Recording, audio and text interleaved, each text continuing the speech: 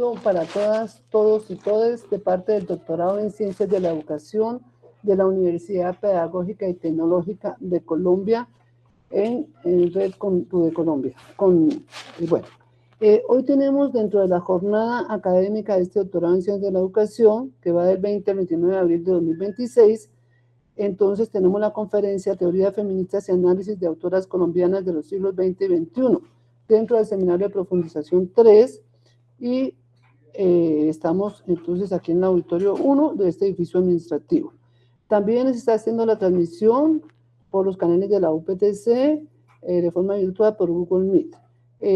Este seminario lo coordina quien les habla, Serina Trimiño, profesora licenciada en Ciencias Sociales y doctorada en Ciencias de la Educación, directora del grupo GPEC UPTC.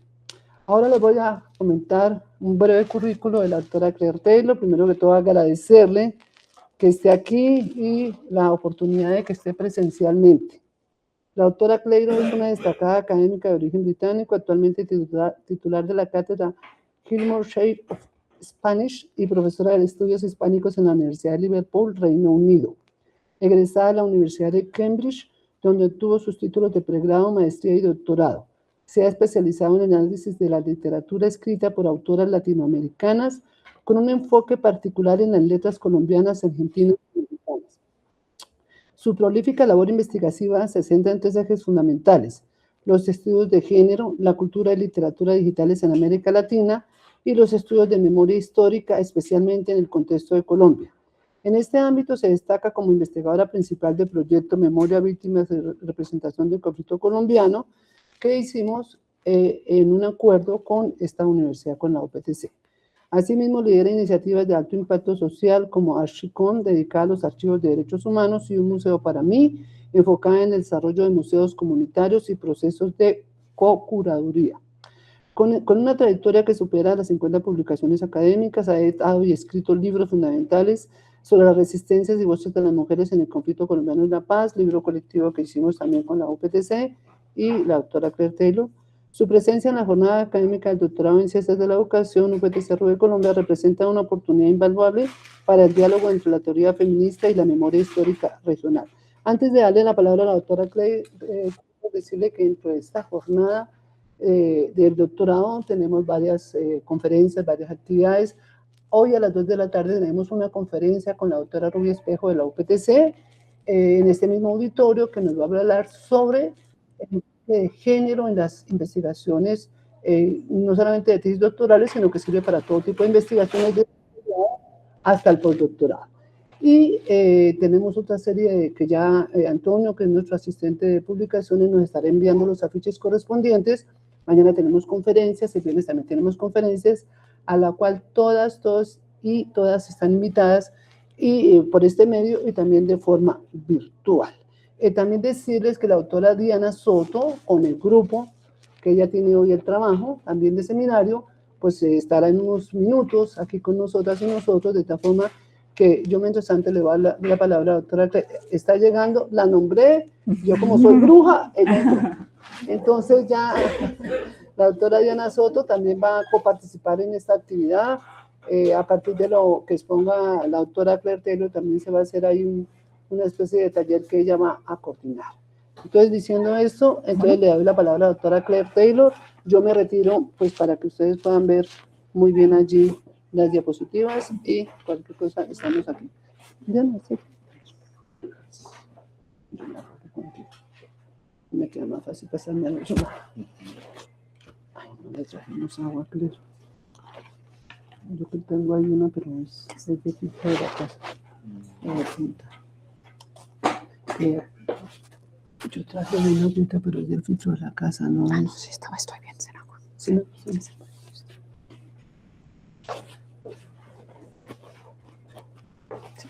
Espera, que se sube.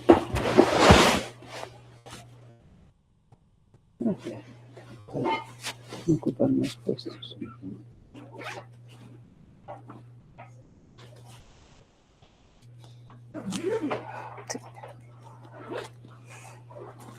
Bueno, muchísimas gracias por la presentación y además por la invitación a hablarles hoy de teorías feministas. La doctora Celina me pidió que les hablara de mi experiencia hace muchísimos años ya, cuando yo estaba en el mismo lugar que ustedes, cuando estaba haciendo mi doctorado, en mi caso en la Universidad de Cambridge, hace ya casi 30 años, cuando empecé el doctorado. Y en el doctorado que hice, pues establecí un enfoque feminista. Entonces voy a hablar de eso un poco hoy. Primero, un resumen de las diferentes teorías feministas, y luego vamos a ver cómo eso se aplica y por qué se debe aplicar en contextos literarios. Entonces, para darles una idea de la estructura de mi charla, primero voy a dar, digamos, como muy a vuelo de pájaro, un resumen de las teorías feministas más importantes, más que nada del siglo XX, aunque voy a tocar un poquito el contexto más histórico. Luego vamos a ver por qué el feminismo tiene que ver con la literatura, o sea, por qué cuando estudiamos literatura o cuando leemos cualquier novela, aún por el placer de leer una novela, tenemos que tener en cuenta el tema de género. Luego vamos a ver unas críticas hacia diferentes aspectos del feminismo, y luego voy a pasar a dos estudios de caso. Vamos a ver los estudios de caso más adelante, pero he escogido dos obras literarias muy distintas de autoras colombianas, y mediante esos dos estudios de caso les voy espero poder ejemplificar por qué o cómo es que funciona el análisis feminista para entender esas obras. Al final habrá un espacio para preguntas y debates, y luego después de eso, esas diapositivas estoy muy feliz de compartirlas. Al final hay una bibliografía detallada para cada sección por si quieren consultar algunos de los recursos que voy a mencionar. Entonces vamos a empezar por las teorías feministas. Las teorías feministas, pues podemos escoger varias diferentes fechas, ¿no? Como comienzo. Digamos que en el término más estricto son teorías que surgen principalmente en el siglo XX, pero podemos ver unos comienzos bastante más lejanos en la obra de Mary Wollstonecraft, que la traducción al español, La reivindicación de los derechos de la mujer, que escribió en 1792.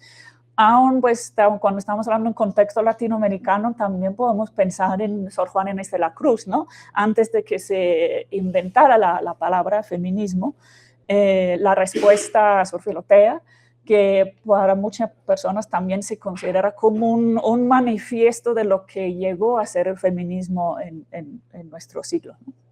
Pero digamos más concretamente, cuando se habla de feminismo, el movimiento sufragista, que comenzó a finales del siglo XIX y comienzos del siglo XX, fue, digamos, el momento en que se empezaron a formar más estrictamente esos conceptos. El movimiento sufragista, como sabemos, ¿no? Cuando las mujeres empezaron a abogar por el derecho al voto. Y he notado aquí pues, unas fechas importantes. Pues, en el mundo, Nueva Zelanda fue el primer país en concederle derecho al voto a la mujer en 1893, en un contexto europeo, el mío, Finlandia en 1903, y en un contexto latinoamericano, Ecuador en 1929.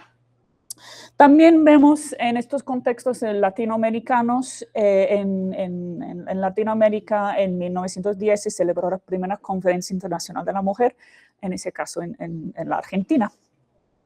Y se suele clasificar digamos, esta etapa en el feminismo, sobre todo el sufragismo, como el first wave feminism, ¿no? En inglés, que es como el feminismo como de primera fase o de primera ola, que se centra más que nada o principalmente en el derecho al voto, no en cambios, digamos, estructurales, sino más que nada en que las mujeres tuviesen el mismo derecho a votar que los hombres.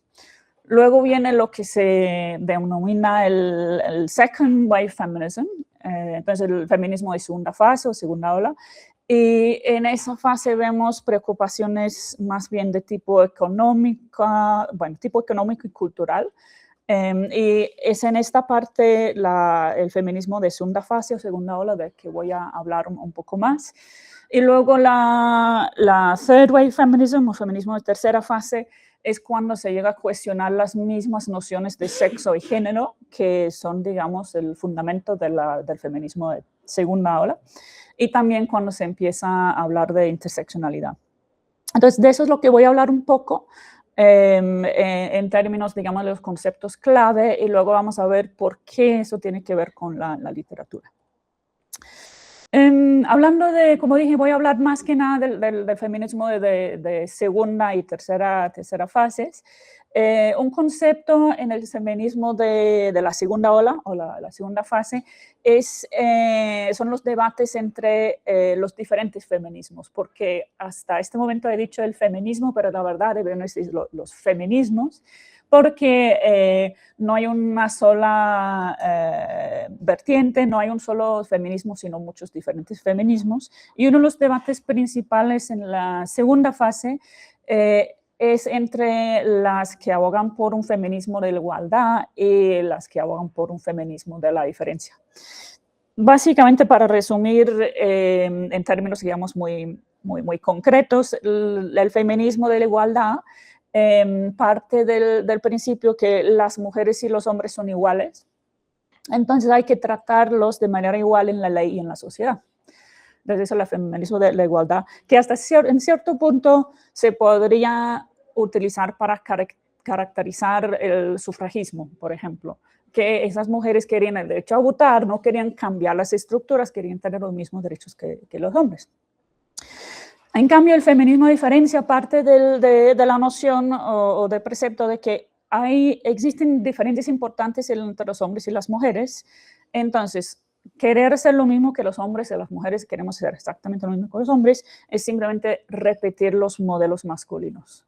O sea, esos modelos masculinos, por ejemplo, el derecho, la forma en que está configurado el sistema político, es repetir los mismos modelos masculinos. Hay que cuestionar esos modelos, las estructuras, los sistemas. Entonces, eso es como la diferencia entre lo que se suele distinguir entre feminismo de la igualdad y feminismo de la diferencia. Otro concepto muy importante en el feminismo de la segunda ola y segunda fase es la noción del patriarcado. Ha sido un concepto supremamente importante para entender cómo es que funciona el mundo en el que vivimos. Hay varias diferentes definiciones. En este caso he tomado una definición de Alison Easton, que resume lo que han dicho ya muchas otras feministas. Y dice lo siguiente, que el patriarcado, del griego original, el mando del padre en una familia o una tribu, es el término ahora utilizado por las feministas para describir la organización simbólica de la supremacía masculina y la subordinación femenina de manera social, política, económica y cultural. Como dije, la noción del patriarcado es una noción, y sigue siendo una noción clave, porque nos ayuda a entender, si miramos bien las palabras de Easton al final, es social, política, económico, cultural. El patriarcado es estructural. No es cuestión de que, por ejemplo, todos los hombres oprimen a las mujeres. No es una cuestión de que las mujeres están en contra de los hombres y son feministas. La idea precisamente del patriarcado es que es un sistema, es algo sistemático en que estamos todos involucrados, y para llegar a una meta feminista hay que cambiar el sistema. O sea, no sirve y no sirve nada criticar, por ejemplo, a un hombre o a una mujer. Hay que pensar en los mismos sistemas y tratar de cambiarlos. Y nos ayuda a entender, en la noción de patriarcado, nos ayuda a entender por qué vemos, por ejemplo, muchas mujeres que actúan de manera a reforzar el patriarcado, ¿no? Que repiten ciertas nociones de que las mujeres tienen que ser muy bellas, que critican a otras mujeres por su apariencia, por ejemplo. Y eso nos ayuda a entender el patriarcado como un sistema en que las mismas mujeres pueden servir sin darse cuenta para continuar el sistema. Entonces, la noción del patriarcado es una noción clave en los diferentes pensamientos feministas. un momento, bueno, un libro clásico, pues digo un libro, pero de verdad es 2 tomos, es un libro enorme, si tienen este libro de Simone de Beauvoir. Digamos, este libro, Simone de Beauvoir, Le Deuxième Sexe, en el francés original, El Segundo Sexo, en español, que escribió en 1949, es como el punto de, para mí es como punto de eje entre, este es el libro que lanza el feminismo de segunda ola, segunda fase. O sea, digamos, ella escribió en el 49 y hay unos conceptos en este libro que realmente sirvieron para lanzar lo que conocemos como el feminismo de segunda fase. En este libro, es un libro enorme, como digo, 2 tomos. Si quieren leer los dos tomos, bien puedan, pero les voy a hacer un resumen, porque lo he leído y muchos ejemplos.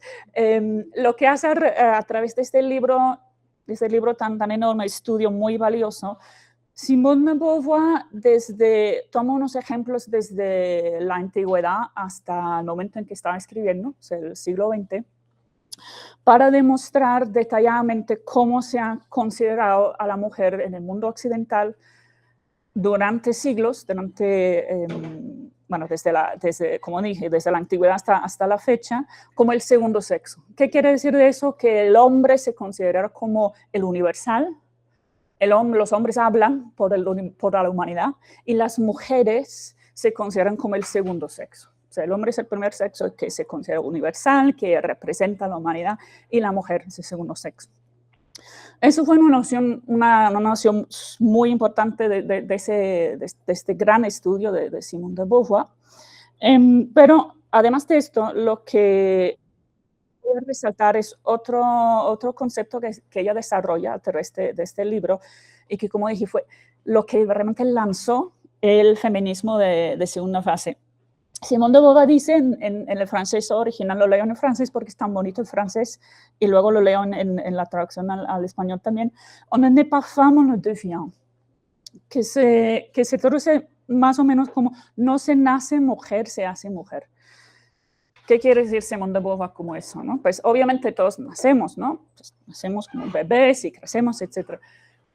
Pero ella lo que quiere decir a través de esa noción, y ella fue la primera persona en plantear esa noción, en darse cuenta de eso, es que la forma en que se actúan las mujeres es algo cultural, no es biológico. Entonces, lo que ella está haciendo aquí en este momento, y luego lo desarrollan muchísimas más feministas más adelante, como veremos, es hacer una distinción entre sexo, o sea, la biología con la que nacemos, y el género, el comportamiento que la sociedad asocia con el sexo con el que nacemos. Entonces fue realmente una idea deslumbrante en ese momento, porque hasta ese momento se pensaba que las mujeres tenían que comportarse así porque eran mujeres, porque la biología determinaba su existencia. Y Simone de Beauvoir fue la primera en que nos hizo pues, darnos cuenta de que no se hace mujer, nos convertimos en mujeres aprendiendo los comportamientos que la sociedad dice que son buenos comportamientos para las mujeres. Entonces, aunque ella en este texto no utiliza estas palabras, porque luego, de hecho, en francés no existen las 2 palabras, como existen sí en español, en inglés, como veremos, hace una distinción, muchas gracias, entre sexo y género. Y esto sí fue uno de los conceptos clave del feminismo de segunda ola.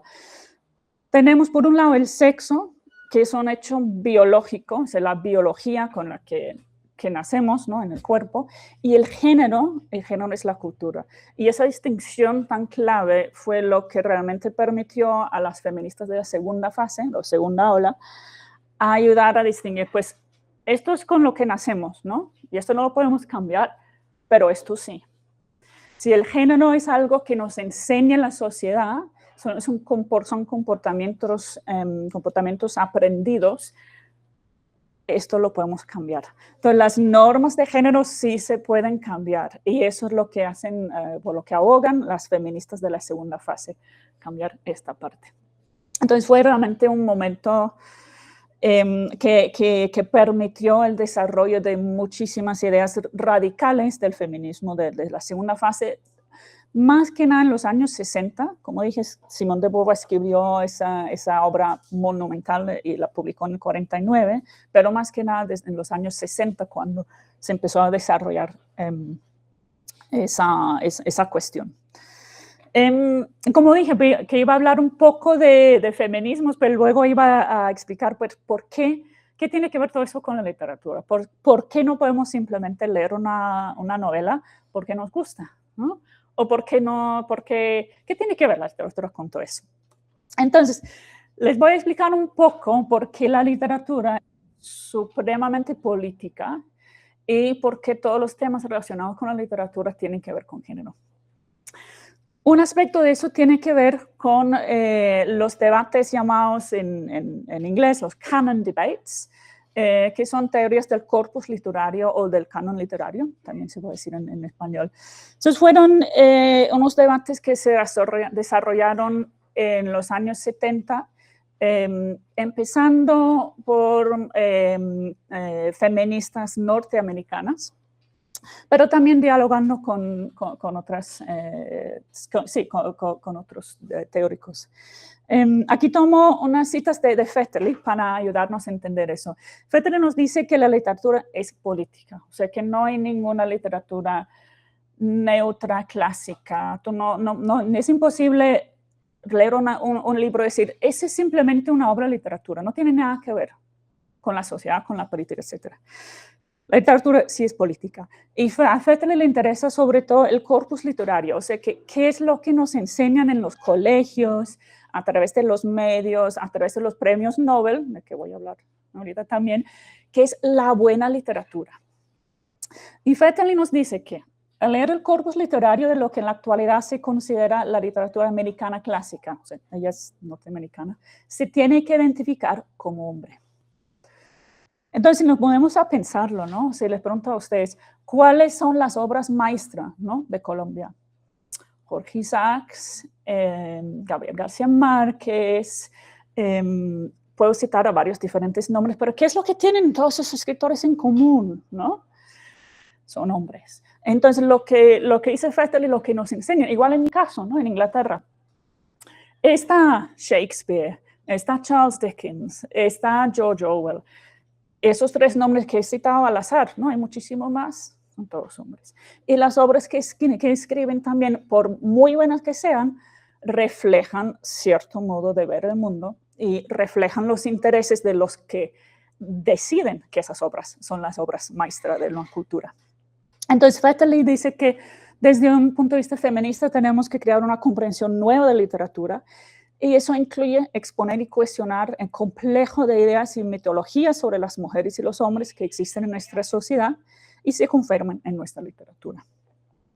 Entonces, como dije, pues eso se puede ver en todos los diferentes contextos, pero un corpus literario, sobre todo lo que se enseña en los colegios, es altamente político. Refleja los intereses de los que están en el poder, los que deciden que esas obras son las obras que representan nuestro país, el orgullo nacional, etc. Obviamente en esta charla me estoy enfocando en el tema de género, pero se puede aplicar igualmente los temas de clase y de raza al corpus literario que se enseña en los colegios, ¿no? Muy pocos autores indígenas, muy pocos autores negros, por ejemplo, muy pocos autores de proletariado que se encuentran en lo que se nos enseña. Entonces, la literatura es altamente política, se requiere un punto de vista feminista en cuanto a las obras que se leen y qué es lo que se representan en esas obras, pero también un impacto muy importante del feminismo de la segunda ola en el estudio de la literatura viene de una vertiente que se suele describir como el feminismo francés. De hecho, hay muchas diferentes teoristas. Para resumir lo que voy a presentar en esta diapositiva y las siguientes, estas feministas nos ayudaron a entender que el mismo lenguaje, o sea, la esencia de la literatura, si quieren, porque la literatura es escrita en el lenguaje, ¿no? El mismo lenguaje es patriarcal. O sea, que la forma en que funciona el lenguaje, con todos nos escribimos y que estoy usando hoy día para exprimirme, ¿no? en esta charla, para expresar mis pensamientos, es patriarcal. Hay varias teóricas muy fuertes en ese tema. Hélène Cixous es una de las más destacadas. En su obra La Jeune, que una obra, bueno, el libro en sí, coescrita con Catherine Clément en 1975, Cixous dialoga con el estructuralismo. El estructuralismo nos ha enseñado que el idioma, el lenguaje, funciona a través de binarismos, ¿no? Que, por ejemplo, que la palabra día solo tiene sentido porque la palabra noche existe, ¿no? Lo que hace Cixous es que, dialogando con eso, nos ayuda a entender que los binarios son el fundamento del lenguaje. El lenguaje no tiene sentido sin esos binarios. Esos binarios son patriarcales. Y, por ejemplo, nos da esa lista, no voy a leer toda la lista aquí, pero los binarios fundamentales del lenguaje, como actividad o pasividad, o como cultura y naturaleza, como día y noche, están asociados con padre y madre, con inteligible y sensible, con logos y pathos. Entonces, que esos binarios, según Cixous, que sabemos que el lenguaje funciona a través de binarios, son binarios patriarcados en que uno de los dos términos tiene primacía, y ese término es el término asociado con el hombre. Y el otro lado del binario, que se asocia con la mujer, es el lado del binario que se desprecia. Por ejemplo, la noche, o ser sensible en vez de inteligible, por ejemplo. Entonces, esos son los conceptos muy clave de Hélène Cixous, ayudarnos a entender cómo funciona el lenguaje y a interrogar la literatura. Luego, otra obra muy importante de Hélène Cixous fue su manifiesto, Le Rire de la Méduse, de 1975 también, que publicó en el mismo año. Y en esta obra, para resumir lo que hice en esta obra, ella aboga por una forma de escribir. Dice que las mujeres tenemos que escribir de manera distinta. Tenemos que escribir y tratar de cambiar el mismo lenguaje en la forma en que escribimos. Y esa noción que ella desarrolla es la noción de la escritura femenina. Tratar de escribir de una forma que se deje expresar el cuerpo femenino y que rechace, en cierto modo, todas las normas del lenguaje. Por ejemplo, ella en sus muchas novelas, que también las he leído, juega con la sintaxis, rechaza la gramática, utiliza plurales femeninas en vez de plurales masculinos. Todas esas normas de la gramática, que son normas muy patriarcales, ella juega con eso y las rechaza en sus obras. Entonces, esa noción de escritura femenina es escribir el cuerpo femenino, tratar de escribir de una forma distinta, manipulando el lenguaje. Otra feminista muy importante de la misma época de Cixous, aunque habrá que decir que no todas estaban de acuerdo entre ellas mismas, pero Lucie Irigaray, ella desarrolló unos conceptos importantes, entre los cuales la especularización, el silencio y la mímica. Entonces, Lucie Irigaray fue de hecho su tesis de doctorado que hizo en la escuela lacaniana de psicología en París, y luego la echaron porque a Lacan no le gustó, por lo que ella dijo, ¿no? Que dijo unas cuantas verdades, ¿no? Bueno, en su obra ella también, en cierto modo, siguiendo con lo que hizo Simone de Beauvoir, ¿no? Ella demostró que desde el pensamiento de Aristóteles, de Platón, hasta la fecha, se representa, la mujer solo servía como especulo para reflejar al hombre, ¿no? O sea que la mujer era como la negación.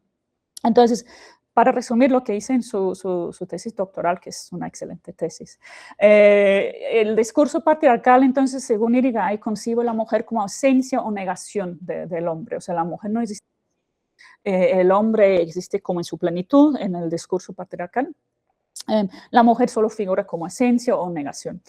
Entonces, Irigaray nos dice, si es así, si el lenguaje es así, ¿qué podemos hacer las mujeres? ¿No? Ella dice que solo tenemos dos opciones, el silencio o la mímica. Ella dice que por un lado, bueno, el silencio, aquí estoy resumiendo lo que dice, que la mujer puede quedar por fuera de la lógica patriarcal del discurso.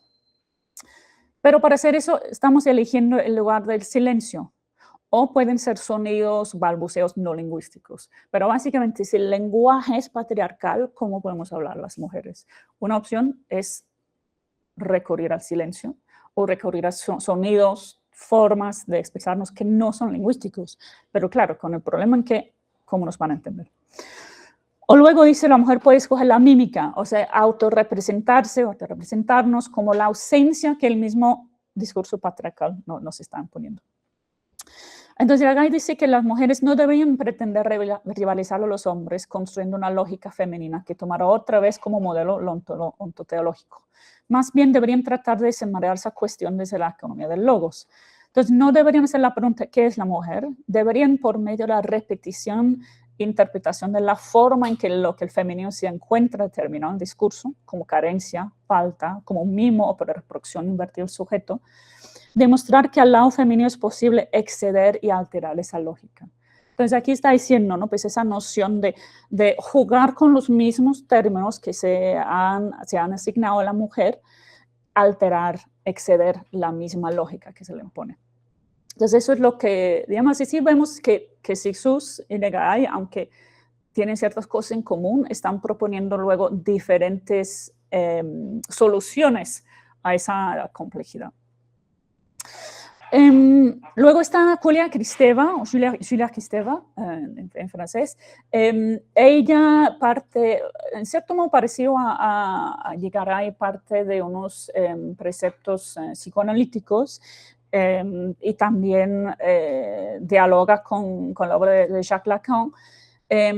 Toma de Jacques Lacan principalmente lo simbólico, pero Julia Kristeva desarrolla digamos, el opuesto entre lo simbólico y el semiótico.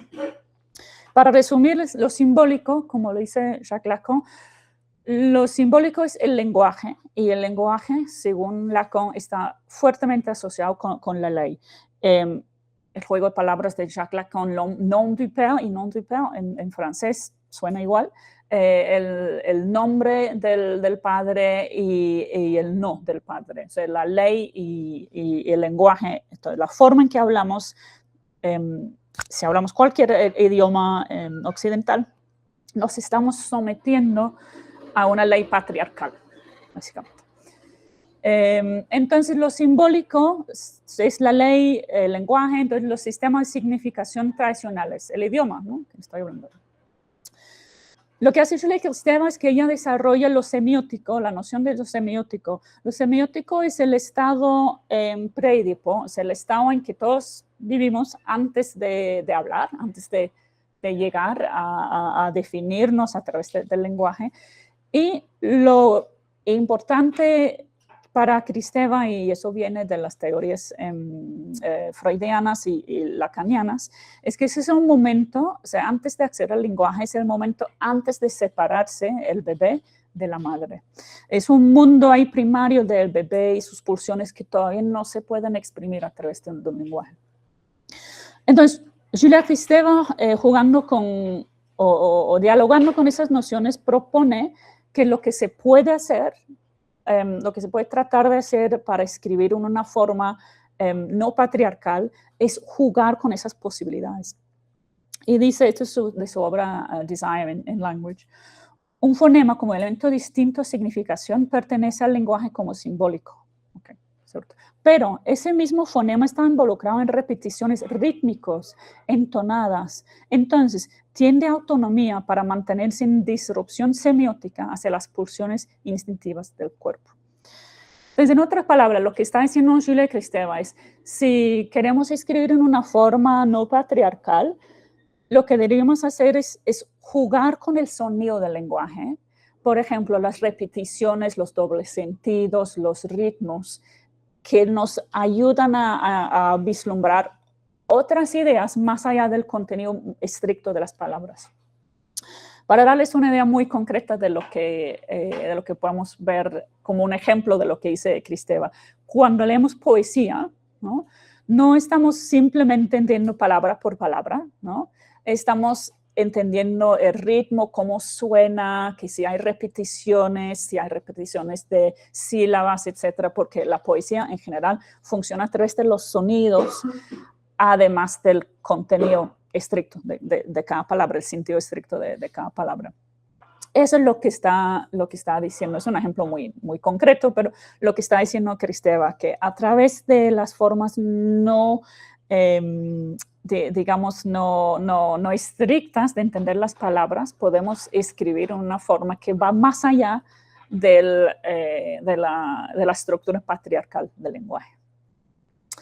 Y de último, luego antes de pasar a otros temas, otra de las grandes feministas franceses del siglo XX es Monique Wittig.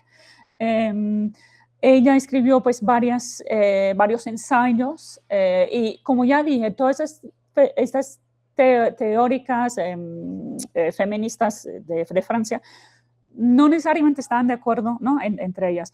Una de las cosas muy importantes que hizo Monique Wittig, que luego desarrolló todo lo que es un cuerpo muy importante de queer theory, es que ella tomó una de las nociones, sobre todo de Simone de Beauvoir. De hecho, uno de los ensayos de Monique Wittig se llama One is not born woman, no se nace mujer.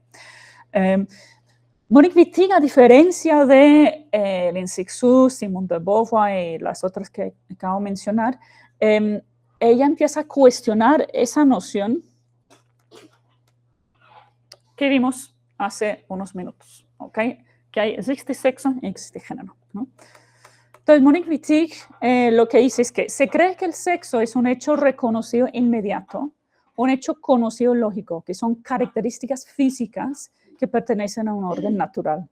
Pero lo que creemos una percepción física y directa no es sino una construcción sofisticada y mítica, una formulación imaginaria que reinterpreta atributos físicos en sí igual de neutros como cualquier otro, pero marcados por el sistema social a través de la red de las relaciones en que se perciben. Entonces, Monique Wittig dice que sí, bueno, todos nacemos y tenemos ciertos atributos físicos, pero en el mismo momento de nacer y de declarar, es una niña, es un niño, eso es cultural, ¿no? O sea, Monique Wittig dice que esa distinción, ¿no? Que para las feministas de segunda ola, era tan importante. Ella dice, pues, la verdad, el sexo como biología, nunca existe. El momento en que nace un ser humano y el sistema cultural decide, vamos a distinguir este ser humano según el sexo, es un acto cultural. Y interesante, y eso luego desarrolló o permitió el desarrollo de todo un cuerpo muy importante de queer theory que cuestiona el mismo fundamento de que el sexo sea pues, algo biológico. Monique Wittig, en cuanto a literatura, porque esta charla tiene que ver con literatura, ella dice que la meta entonces no es feminizar el mundo para ella, sino volver obsoletas las categorías del sexo en el lenguaje. Sí, para ella el sexo, para Monique Wittig, es también igual de cultural que el género. Luego, otro término importante en los feminismos, esto lo tomo de Linda Hutchin, ya volviendo al mundo anglosajón, es la noción de feminismo y parodia. Partiendo de la misma idea, ¿no? De que el lenguaje en sí es patriarcal, ¿cómo pueden hacer las mujeres, ¿no? Para expresarse? Linda Hutchin propone que las estrategias postmodernistas de representación paródica han ofrecido a las artistas feministas una manera eficaz de trabajar dentro, pero al mismo tiempo desafiar los discursos patriarcales dominantes. Entonces, en otras palabras, que las mujeres pueden utilizar el lenguaje, pero parodiar, ¿no? Utilizar una forma de burlarse, ¿no? al mismo momento en que están utilizando esos discursos. Y es en la obra, como ven aquí, The Politics of Postmodernism. Judith Butler, otra persona sumamente importante que continúa lo que acabo de mencionar de Monique Wittig en cuanto a queer theory. Tal vez una de las personas más importantes en el desarrollo de queer theory a finales del siglo XX y en este siglo también. Su obra, una de las obras más importantes es Gender Trouble, y desarrolla la noción de performatividad o performativity en su obra. Butler, o sea, dialogando con Wittig, que vimos hace unos minutos, Butler dice que la restricción binaria sobre el sexo sirve las metas reproductivas de un sistema de heterosexualidad obligatoria, o sea, la heteronormatividad. O sea, para Butler, el hecho de decir que existen dos sexos, eso es solo reforzar el sistema, y para Butler el sistema es heteronormativo. O sea que ese es el sistema para Butler que hay que tratar de rechazar. Luego, obviamente estamos utilizando el mismo idioma, que sabemos que el idioma es patriarcal, que dice Butler propone la noción de performatividad para hablar de los comportamientos de género, pero también del sexo. Y dicen que, es una pregunta retórica, ¿será que los hechos supuestamente naturales del sexo son producidos discursivamente por varios discursos científicos al servicio de otros intereses políticos y sociales? Entonces, como vemos, aquí está desarrollando lo que dijo Monique Wittig más o menos 10 años antes de Butler, la noción de que la noción del sexo como algo natural es un hecho producido culturalmente en el momento en que nace un bebé, y la cultura en sí, la sociedad decide en ese momento distinguir niñas de niños según los atributos físicos. Hasta este momento lo que he presentado son, digamos, las teorías feministas clave, más que nada del siglo XX. Ahora voy a hablar de lo que han sido unas críticas hacia el feminismo y cómo se han desarrollado nuevas vertientes del feminismo basándose en eso. Empiezo por Gayatri Chakraborty Spivak, una de las grandes teóricas de la India diaspórica, radicada en Estados Unidos. Spivak es una de las personas más importantes en la teoría postcolonial. Dentro de sus escritos también ha tocado el tema del feminismo desde un punto de vista postcolonial. Y ella, Spivak, critica la crítica feminista por, así cito a ella, por lo que reproduce los axiomas del imperialismo. Y luego, más allá, va explicando que el feminismo, al producir el individualismo feminista, excluye a la mujer nativa de su norma. Aquí está criticando la postura del feminismo, que sabemos que son feminismos, pero bueno, cierto tipo de feminismo que se basa en la mujer como individuo, la mujer con sus derechos dentro de un marco occidental, liberal, etcétera, Estado-nación. Y toda esa concepción excluye a la mujer nativa. Ella está hablando en un contexto de la India, pero puede aplicar a otros lugares también. O sea que el feminismo, sobre todo el feminismo de primera ola, abogando por los derechos de la mujer dentro del Estado-nación, es un concepto supremamente occidental, ¿okay? De primera ola. Luego Mohanty, también escribiendo, bueno, unos 3 años después de Spivak, critica lo que ella llama la producción de la mujer tercermundista como un sujeto monolítico en algunos textos feministas occidentales recientes. O sea, ella dice que en ese entonces, al menos en los 80, los textos feministas tendían a decir la mujer tercermundista se comporta de tal forma. Y luego critica, basándose en eso, cierto modo de apropiación y codificación de la investigación y conocimiento sobre las mujeres del tercer mundo por ciertas categorías analíticas empleadas en estudios que toman como su primera referencia los intereses feministas, tales como se han articulado en Estados Unidos y Europa del Este. Don Mohanty está criticando lo que luego otras feministas postcoloniales desarrollaron, el problema de la desequivalencia de poder entre las mujeres investigadoras feministas y las mujeres investigadas, ¿no? que las mujeres investigadoras tendían a ser de Estados Unidos y de Europa del Este. Y luego tomaban como sus casos, sus estudios de caso las mujeres del tercer mundo. Otra persona muy importante, me imagino que ya todos reconocen su nombre, Bell Hooks, importante, seguramente importante, feminista, pero también muy crítica del feminismo en Estados Unidos desde una perspectiva de las mujeres de color. Critica los estudios feministas porque aunque dan información significativa sobre la experiencia femenina, son racistas y sexistas en su contenido. Las obras de Hooks, me imagino que, como dije, ya todos lo conocen. Igual Amos y Palmer han criticado la forma en que, al adoptar los métodos y marcos investigativos de académicos masculinos, muchos estudios académicos feministas no logran contestar sus suposiciones y repiten su racismo.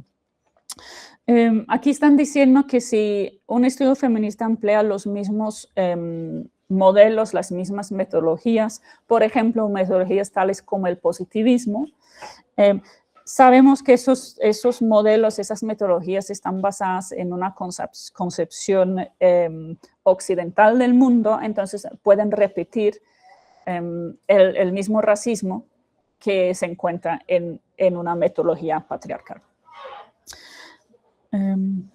También Glorian Saldúa y Sherry Moraga, una de las más importantes obras de lo que llegó a ser la teoría chicana, hablan del desarrollo de la teoría chicana y no chicano, como lo que empezó como una reacción al racismo de unas feministas blancas, pronto se convirtió en una afirmación positiva del compromiso que tienen las mujeres de color con nuestro propio feminismo. O sea, un feminismo que tuviera en cuenta las interseccionalidades, los temas de raza y etnia.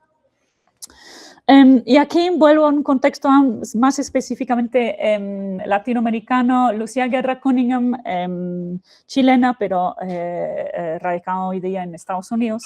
Ella nos está hablando, por ejemplo, de lo que hablé de Helen Sixus. ¿Se acuerdan que Helen Sixus nos dice que las mujeres tienen que escribir su cuerpo, la escritura femenina?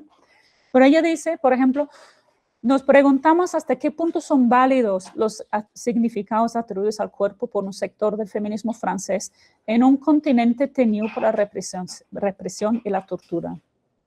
¿No trasciende acaso ese cuerpo su economía exclusivamente libidinal para ser un cuerpo político exvejado por la tortura? Entonces es un solo ejemplo de lo que dice Guerra Cunningham, pero lo que podemos ver ahí que lo que decía Helen Sixus, Helen Sixus nos dijo en su manifiesto, deja que tu cuerpo se expresa a través de la literatura, ¿no? A través del lenguaje a las mujeres. Tenemos que escribir nuestro cuerpo. Pero si este cuerpo no es un cuerpo libidinoso, no estamos expresando placer, sino tortura, como se vio en el Cono Sur, en el contexto chileno en el que está escribiendo Guerra Cunningham. Esas teorías feministas francesas no necesariamente van a encajar perfectamente, son adecuadas para este contexto. Igual, González, no voy a leer todas estas citas, pero ella está criticando ciertas teorías feministas desarrolladas en otro contexto y luego aplicadas a un contexto latinoamericano.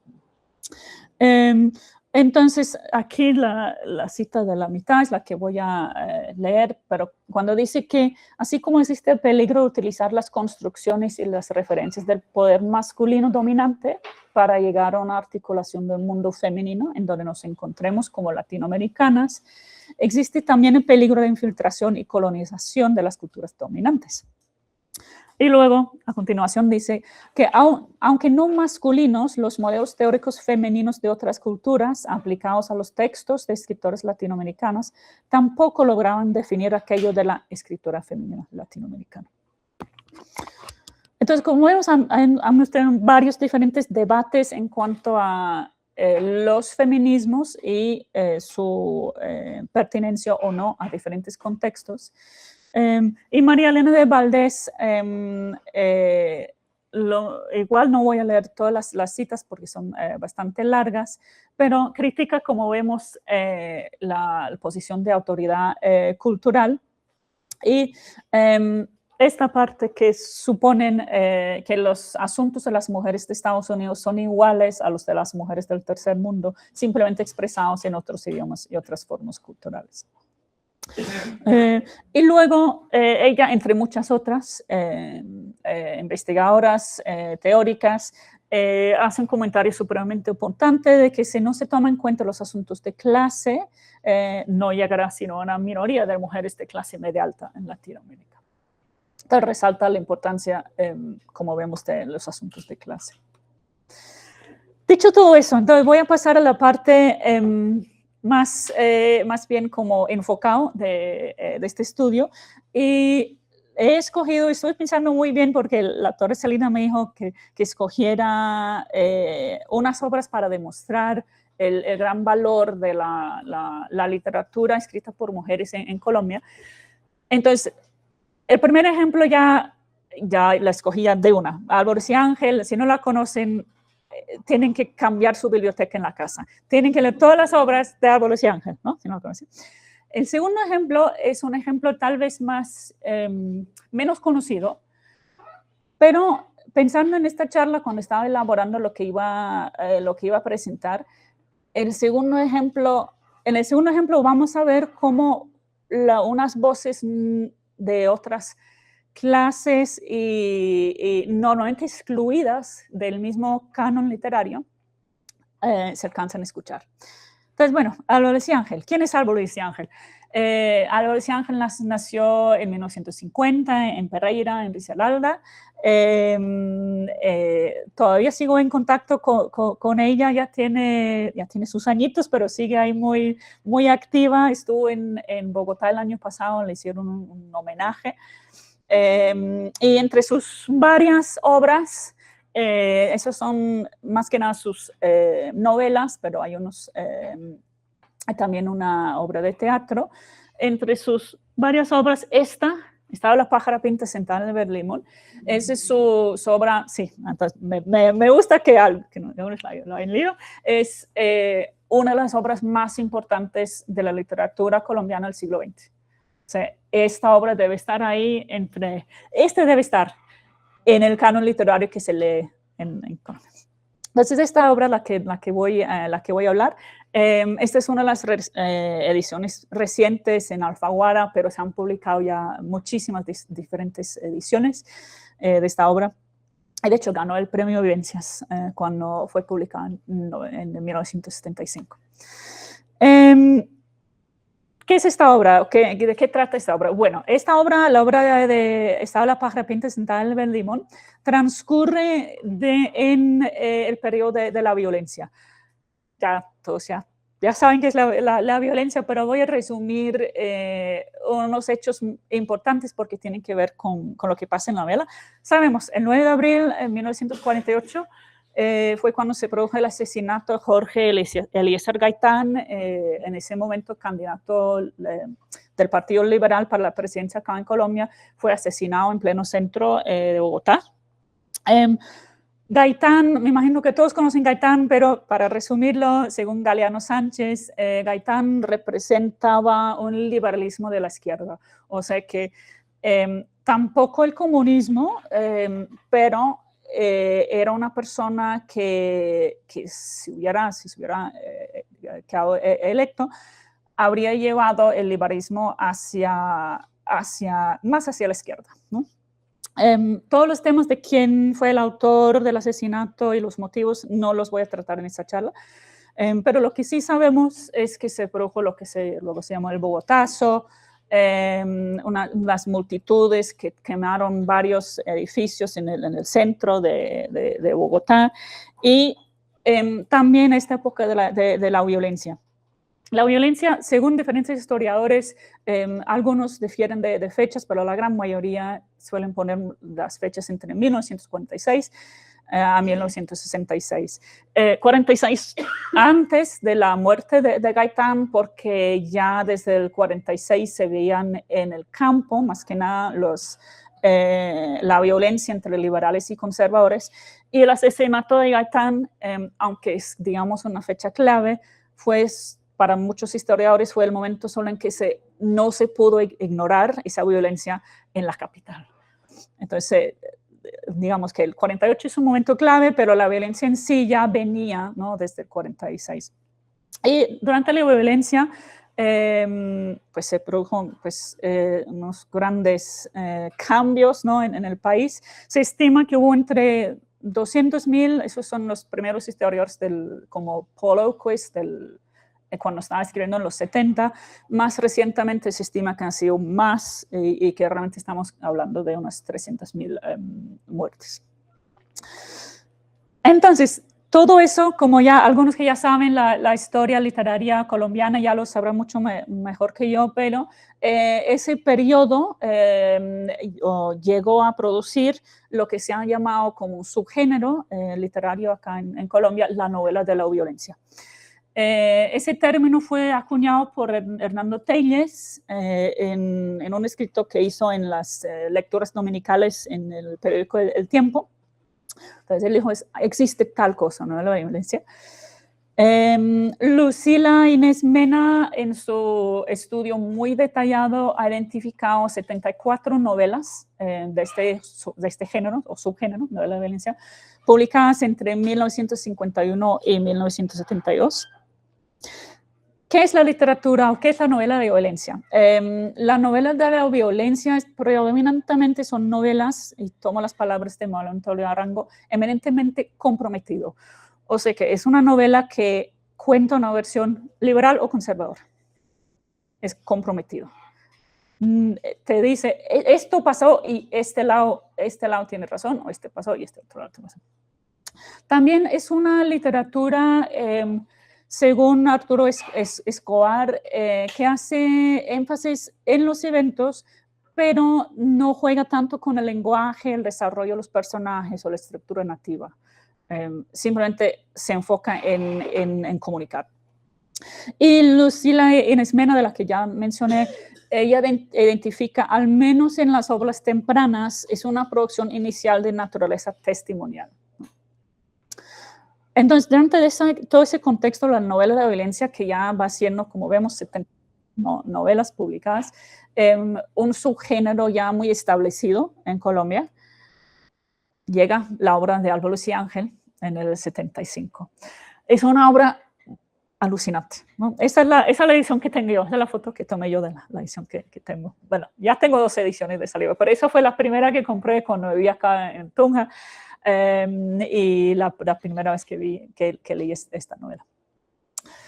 ¿Por qué es muy importante esta novela? Difiere de la novela La violencia en su forma tradicional en 2 aspectos. Primero, rechaza la narrativa realista. O sea, la novela de la violencia, como vimos, tiende a representar de manera realista y, digamos, no muy compleja unos hechos. Lo que vemos en la novela de Álvaro Lucía Ángel, ella rechaza una narrativa realista, rechaza una narrativa lineal, salta continuamente del pasado al presente, los recuerdos, los hechos o los recuerdos, medio recuerdos de lo que pasó. También difiere de la novela de la violencia tradicional en que ella integra fuentes testimoniales, pero las interroga. O sea, toma unas fuentes testimoniales, pero las cuestiona, como vamos a ver a continuación. Entonces, por este lado, en cuanto a, digamos, su estilo literario, difiere de la novela de violencia tradicional, un enfoque masculino. O sea, la novela de la violencia tradicional tiende a enfocarse en los hombres como protagonistas de la violencia. En esta novela tenemos la protagonista femenina, Ana, que es, dependiendo en los saltos en el tiempo, es una chica o es una joven, adolescente, y se narra del punto de vista de ella. La muerte de Gaitán es un punto central en la novela, pero ¿por qué? Porque es el día en que se le cae el primer diente a Ana, a la protagonista. Entonces, vemos directamente cómo Álvarez y Ángel nos está mostrando, ¿no?, lo terrible que fue la violencia y las varias escenas, pero lo cuenta desde un punto de vista distinto. Y vemos continuamente en esta novela los recuerdos de Ana mezclados con los eventos del 9 de abril y la violencia más allá. Y luego termina porque no está contado de ese número lineal, va de la muerte de Gaitán hasta la muerte de Camilo Torres. Entonces, lo que vemos en esta novela es una contranarrativa feminista. Trata de, es la primera novela que lo hace, la primera novela que cuenta la violencia desde una contranarrativa feminista. Pero lo que voy a hablar en esta charla es algo, se celebró hace un año, la celebración de los 50 años de la publicación de esta novela. Como dije, le dieron un premio en Bogotá y todo. Y esa celebración para mí, porque me invitaron a contribuir a un monográfico en una revista y tuve la oportunidad antes de volver a esta novela y me puse a pensar, esta novela, todo que gira alrededor del 9 de abril, hoy día cuando lo leemos, ¿cuál es el contexto, ¿no?, del 9 de abril hoy día en Colombia? Y lo que me puse a pensar fue que hoy día, desde que leí esa novela por primera vez, ¿qué es lo que ha cambiado o qué es el significado que ha cambiado? Y es que desde ese momento hasta hoy día, la ley 1448 del 2011 ha declarado el 9 de abril en Día de Memoria y Solidaridad con las víctimas. Entonces me puse a pensar, eso es súpermente interesante, que Álvarez y Ángel en su entonces, que construyó toda esa contranarrativa alrededor de Gaitán, y ahora estamos viendo a Gaitán, hoy día, en el presente, convertido en una figura clave en una nueva narrativa nacional. Entonces lo que voy a hacer en los siguientes momentos es hacer una serie de relecturas de esta novela, pensándolas desde hoy día. Y voy a proponer una serie como de equivalencias en lo que hizo Álvarez y Ángel en el 75 y lo que vemos en el contexto contemporáneo. Estas son las equivalencias. La novela voy a explicar todo eso a continuación, Joaquín Estrada Monsalve y su hipótesis oficial, y en un contexto contemporáneo, Uribe y seguridad democrática. La violencia sexual y la protagonista de la novela, y en un contexto hoy día, el continuum de las violencias, como nos han contado, la Ruta Pacífica de las Mujeres, la Organización Femenina Popular. Y de último, lo que tal vez va a ser un poquito más problemático, es la crítica que hace Álvarez y Ángel sobre los discursos masculinos implícitos en Gaitán en la violencia. Y tal vez, esa es la parte tal vez más controversial, la crítica a la nueva narrativa nacional hoy día. Entonces vamos a ver cómo reacciono con eso. Pero bueno, el primer ejemplo, como dije, en esta novela, Álvarez y Ángel toma unas fuentes testimoniales y las integra en su novela, pero las critica. Una de las fuentes más importantes es la obra de Joaquín Estrada Monsalve, el 9 de abril en Palacio. Como sabemos, pues formaba parte del gobierno conservador y cuenta los hechos desde un punto de vista muy, muy conservador. Melo lo ha descrito como un ejemplo de los apasionados y muchas veces inexactos testimonios. Oquist lo ha considerado una versión conservadora de los hechos. Y Ortiz Sarmiento dice que esta obra de Monsalve forma parte de su bibliografía partidista. Es una obra, el 9 de un Palacio, que sirvió para la diseminación de la official hypothesis, la hipótesis oficial del Bogotazo. Y esta hipótesis oficial, ¿no?, de la versión conservadora era: el Bogotazo se veía un complot comunista, ¿no? Eso es lo que en esa obra de Palacio. Y esta versión de los hechos libra al gobierno conservador de cualquier responsabilidad, ¿no? Son los comunistas que llegaron y trataron de crear desorden en nuestro país. Álvarez y Ángel, en su novela, toma unos extractos de esta obra de Joaquín Estrada Monsalve, pero las cuestiona.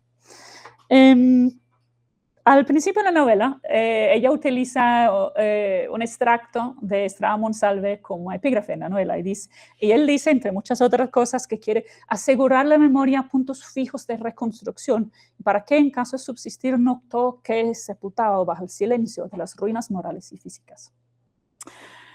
Durante la novela, Álvarez y Ángel, así va progresando la novela, va tomando palabras de Estrada Monsalve, que como ya dijimos era el ministro en el gobierno conservador, pero luego nos va invitando a cuestionar esas palabras. Porque vemos, por ejemplo, que dice, no, sigamos al ministro. Y luego, pero no nos salgamos del asunto y dejemos que el ministro nos siga con su crónica. Entonces tenemos la presentación de las palabras de Monsalve como una narración, una construcción. Aquí lo que vemos, lo podemos interpretar según lo que dice Linda Hutchin, que el pasado ya está semiotizado, inscrito en el discurso, ya interpretado por la selección de lo que se ha registrado. Y las palabras de Estrada Monsalve se ven criticadas en la novela. Tenemos las palabras de él y las palabras de otras voces narrativas en la novela desmienten lo que él nos contó como la versión verdadera del Bogotazo. Entonces, como dije, yo estaba pensando en lo que hace ella en esta novela y me puse a pensar, si tenemos en la novela de Álvarez y Ángel, ella nos está invitando a criticar la hipótesis oficial de Estrada Monsalve, ¿no? Fue un complot comunista. Fueron los comunistas que causaron todo, aunque en realidad fue distinto. Lo que vemos en la novela de los extractos, vemos a Estrada Monsalve, por ejemplo, contándonos, ese es el ministro, no salgo a rasurarme al patio, a conversar con los soldados. Están sonrientes, el énfasis es mío, orgullosos de sí mismos. Varios de ellos me muestran su colección de lo que ellos llaman vainillas premiadas, es decir, las cápsulas que lograron hacer blanco. Hoy hemos ganado la independencia del despotismo rojo de Moscú. Entonces, cuando me volví a leer como dije, pues volví a leer la novela lo he hecho muchas veces, pero lo vi a leer el año pasado en ese contexto de celebrando los 50 años de su publicación y pensé, hay unas equivalencias muy interesantes entre premiar, esa noción de vainillas premiadas, premiar a los soldados. ¿A qué me suena eso? Exacto. Entonces pensé, hoy día, releyendo esa novela, hoy día, la política de Uribe, la política de seguridad democrática, como todos sabemos, ¿no? Los incentivos que dio a las Fuerzas Armadas para eliminar la guerrilla, días extras de vacaciones, primos, diferentes incentivos, que llegó, y era sistemático, que llegó, aquí cito a Vestri, una insaciable presión por bajas, y llegó a que sistemáticamente se hacía, creo que era cada mes, cada batallón había un rango de cuál tenía el mayor número de bajas y se premiaba cada batallón, todo un concurso a nivel nacional. Eso era sistemático y, como todos sabemos, por el escándalo que luego salió de los falsos positivos, eso llegó sistemáticamente a la desaparición de jóvenes de barrios pobres, de clase baja, vestirlos como guerrilleros, matarlos, muchas veces por la espalda y presentarlos como eran guerrilleros. Entonces sí, me puse a pensar, esta novela de Álvarez y Ángel, la verdad, ella estaba comentando unas cosas que no se hablaban en ese entonces, fue la primera novela en criticar la versión oficial, ¿no? del Bogotazo, pero sigue siendo muy, muy relevante hoy día. Luego, la segunda comparación fue la violencia sexual. En esta novela, es una novela bastante dura, habla de violencia sexual, los abusos y violaciones. Varios de los personajes femeninos en la novela son violados o sufren abuso sexual, incluyendo la protagonista. Y en la novela, Álvarez y Ángel relaciona eso con las estructuras patriarcales. Y para mí, eso es un precursor impresionante los argumentos de los grupos de base de mujeres aquí en Colombia en los años 90 hacia adelante, como la Ruta Pacífica de las Mujeres, la Organización Femenina Popular, entre otras. Pero les doy un ejemplo. Esa es la Valeria, un personaje en la novela. Ella es revolucionaria y muere a manos de las fuerzas del Estado. Es la amiga de Ana, la protagonista. Ana va y tiene que ir a identificar el cadáver. Y aquí está Ana tocándole las manos de forma espátula, que yacían ahora inerte, silenciosa, sin más amparo que tu cadáver solitario. O sea, el cuerpo fragmentado, ¿no?, de la mujer. Y luego, mientras Ana está identificando el cadáver, el policía que está ahí vigilando me manoseaba con los ojos, mientras con sus dedos manchados de nicotina te recorría la piel de arriba abajo. O sea que vemos aquí una equivalencia entre la muerte, ¿no?, de Valeria y la forma en que las fuerzas del Estado le siguen acosando a Ana. Y aquí vemos manosear con los ojos. Sabemos, obviamente, literalmente no es posible, pero la misma forma en que está tocando el cadáver, esa misma mirada, la mirada patriarcal, la mirada machista, es parte de un sistema del continuum de las violencias. Y Ana, en el caso de Ana, la protagonista, Ana es violada por uno de los peones que trabajan en la finca. No es un acto directo de la violencia, pero lo que vemos aquí, no voy a leer toda esta cita, es bastante pesada quisiera resaltar, pero lo que vemos aquí, las cosas que quiero resaltar en términos, digamos, estilísticos, la repetición de las negaciones y lo que hace él, le tapó la boca para no siguiera. Y vemos aquí las continuaciones, ¿no? Tapar, tocar el cuerpo, manosear. Entonces vemos aquí como un ejemplo, en este ejemplo, como dije, no es un acto directo de la violencia, pero todo está relacionado con el continuum de las violencias. La misma forma en que las fuerzas del Estado, ¿no?, actúan sobre los cuerpos de las mujeres, y los actos individuos en que un adolescente, que es un chico relativamente joven, se siente con el derecho de imponer su deseo al cuerpo de Ana. Y entonces esto tiene que ver, como dije, es como ella es un precursor de lo que nos han dicho grupos como la Ruta Pacífica de las Mujeres. Me imagino que muchos la conocen, establecido en 1996, y hicieron una movilización enorme de más de 2,000 activistas feministas a Mutatá. Fue cuando las mujeres de Urabá sufrieron, bueno, masacres y violaciones por parte de los paramilitares.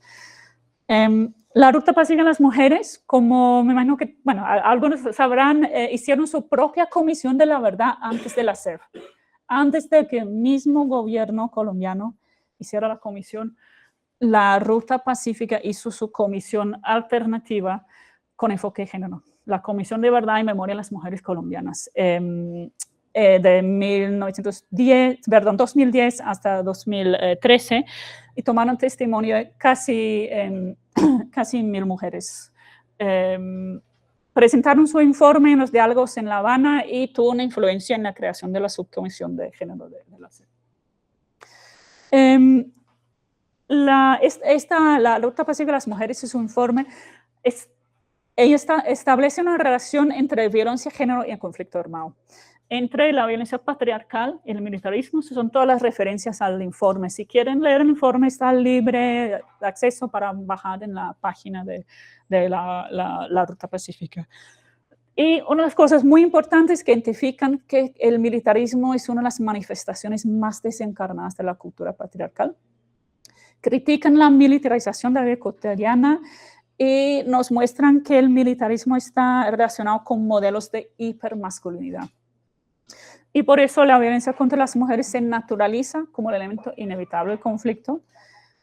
Y luego nos enseñan que los actos individuales de violencia contra las mujeres forman parte de la violencia estructural. Entonces vemos aquí, ¿no? En la novela tenemos la violación de Ana y el trasfondo de la violencia. Y vemos aquí, en el presente, el modelo de masculinidad violenta que sustenta el conflicto armado. La muerte de Valencia en un contexto político y el acto de manosear a Ana y el continuum de la violencia. Y la policía, las instituciones como instrumentos de violencia en el pasado y la militarización de la vida cotidiana en el presente. Y luego lo que tal vez es un poquito más controvertido, porque después de pensar en todas esas equivalencias mismas, uy, Dios mío, esta novela, Algo decía Ángel, sigue siendo una de las novelas más importantes de la literatura colombiana. Y luego me puse a pensar, en esta novela, como dije, ella habla mucho de Gaitán, pero también critica el enfoque en Gaitán y el enfoque. Porque luego, cuando me puse a mirar uno de los discursos de Gaitán, estuve mirando en sus diferentes discursos, tal vez el discurso más famoso, la oración por la paz, ¿no? En febrero del 48 llegaron, según diferentes fuentes, algunos dicen 50.000, 100.000 personas congregaron en la Plaza Bolívar en Bogotá para escucharlo. Un discurso muy importante, ¿no? Pero luego yo me puse a mirar, bueno, vamos a analizar el discurso a nivel del lenguaje. Esta cita que he tomado y el resultado es mío. Señor presidente, nuestra bandera está enlutada y esta silenciosa muchedumbre, este grito mudo de nuestros corazones solo os reclama. Que nos tratáis a nosotros, a nuestras madres, a nuestras esposas, a nuestros hijos y a nuestros bienes, como queráis que os traten. ¿Qué es lo que vemos aquí en la retórica de Gaitán? ¿Quiénes son los actores políticos? Nosotros. ¿Quiénes son los demás? Nuestras madres, nuestras esposas, hijos y nuestros bienes. O sea que el discurso de Gaitán, por muy influenciado por el pensamiento izquierdista que fuera, sigue siendo altamente patriarcal. El sujeto se concibe como hombre. Las mujeres no figuran, no figuramos en el nosotros, somos las otras. ¿Y en cómo figuramos? Solo como complemento, como madre o como esposa. No figuramos como maestras, políticas, empresarias, solo figuramos como el complemento al hombre. Entonces, me parece muy importante, muy interesante ya cuando miramos esos aspectos del discurso de Gaitán. Tengo que decir, él estaba reflejando los discursos típicos de su época, no era el único, ¿no? Pero sigue siendo un discurso bastante patriarcal. Entonces, me puse a pensar, como dije, pues no sabía cómo iba a caer esto, ¿no? Pero que el Día Nacional se sigue formando alrededor de un paradigma masculino, ¿no? Y luego tal vez una pregunta más fundamental, ¿de verdad es necesario otro héroe? ¿Por qué se requiere un héroe? ¿Por qué se requiere el mismo modelo del heroísmo? Y tal vez contestar los modelos de heroísmo, que son modelos masculinos, podría ser. Y por lo que abogan los grupos como Ruta Pacífica. Bueno, como dije, voy a mostrarles un último ejemplo y luego voy a cerrar para tener tiempo para un poquito, si quieren, de preguntas. Como dije al principio, Algo decía Ángel es una de las más famosas, pero el segundo ejemplo de literatura colombiana que voy a dar es muchísimo menos conocido y es un grupo de mujeres radicada en Londres, un grupo de mujeres exiliadas colombianas que viven en Londres. Ese grupo se llama Mujer Diáspora y publicaron hace poco un libro coeditado, Memorias poéticas de las mujeres en la diáspora colombiana, poemas, mujeres y paz. ¿Qué es Mujer Diáspora? Empezó en el 2014, si no estoy mal, sí, 2014, en Londres, y originalmente su nombre era Comisión de Verdad, Memoria y Reconciliación de Mujeres Colombianas en la Diáspora, luego cambiaron su nombre simplemente a Mujer Diáspora. Y fue un momento, y aquí tomo las palabras de Flam-Ternesky, falta de referencia, pero es de Flam-Ternesky, Helga Flam-Ternesky, dice que es un momento en que la diáspora colombiana se plantea el lugar y el rol que le corresponde ocupar en relación con las negociaciones de paz. Y eso es con las palabras de Mujer Diáspora en su misión.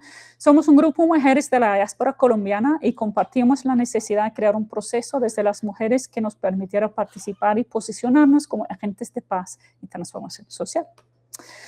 Entonces, en el 2019 publican este libro. Aquí he tomado unas citas de prefacio del libro. No voy a leer todas estas citas porque, como dije, voy a compartir las diapositivas si quieren verlos con más detalle. Pero, como ven, en estas páginas compilan las experiencias vividas transformadas en expresiones poéticas por las mujeres que forman parte de este grupo, y incluyen las historias de 8 de las mujeres y sus textos poéticos que reflejan el proceso de sanación. Entonces, ellas tienen esa idea de la poesía, el mismo acto de crear poesía, que como hemos visto, a través de las teoristas franceses, altamente político, ese acto, como un proceso de sanación. Es un libro tremendo, hay muchísimas cosas en este libro. No voy a poder presentarles todo el libro, pero voy a mostrarles un solo ejemplo de los poemas por Victoria Cristancho. Así es como se ve en el libro, y aquí he pasado a limpio y resaltado la letra M de María Victoria Cristancho. Voy a leer un poquito y luego vamos a ver las cosas que he resaltado. Entonces, sí, es la M, esa letra que da inicio y fin a la vida. M de la madre que lloró y desgarró sus entrañas, sin mezquinidades y reservas. M de esas manos que acarician y secaron lágrimas. La lacerante M de ser mujer en un mundo de machos, etcétera, etcétera. Entonces, aquí quisiera hacer un pequeño análisis antes de cerrar esta charla. Como vemos aquí, el juego con el lenguaje, ¿no? Como vimos en Cristeva, que el juego con el lenguaje que nos ayuda a percibir, a entender cosas más allá del solo contenido literal de cada palabra. Obviamente la M, ¿no? La M que se repite a través del poema, que representa la madre, etc. Y también vemos en el poema como la M representa la forma del monte, ¿no? M del monte, pero sí la M es como la forma que tienen las colinas, las montañas. Y en cuanto a los términos que ella utiliza, en cuanto al léxico, vemos términos relacionados con la migración, con la experiencia del exilio, pero también algo mucho, tal vez igual de importante, es la relación que hace este poema entre la madre y la tierra, ¿no? Ser mujer en un mundo de machos, y también M del monte y el mundo por descubrir. Aquí lo que vemos, no tengo mucho tiempo porque ya casi voy a cerrar la charla, pero una de las cosas que podemos ver en este poema es la expresión obviamente del destierro, alguien que está exiliada de Colombia y la añoranza por la tierra, pero como termina en la tierra madre, toma una postura ecofeminista, una postura que relaciona, ¿no? Relaciona el hecho de ser mujer con la naturaleza, y como todos sabemos, uno de los factores subyacentes más importantes tal vez del conflicto armado colombiano es el extractivismo, ¿no? Entonces, este poema, como digo, no tengo mucho tiempo para sacar todos los matices de este poema, pero está abogando por una postura ecofeminista, como un rechazo a esas normas patriarcales que suelen estructurar el discurso y subyacen el conflicto armado. Entonces, con eso hemos llegado al final de la charla. Tenemos tiempo, creo, para unas preguntas, pero ahí le paso la palabra a la doctora. Sí. Doctora Diana. Bueno, primero que todo, muchísimas gracias a la doctora Claire Taylor por haber compartido todos estos análisis, toda esta perspectiva feminista junto con sus críticas, y sobre todo aquella parte del análisis también del lenguaje, de lo que se escribe.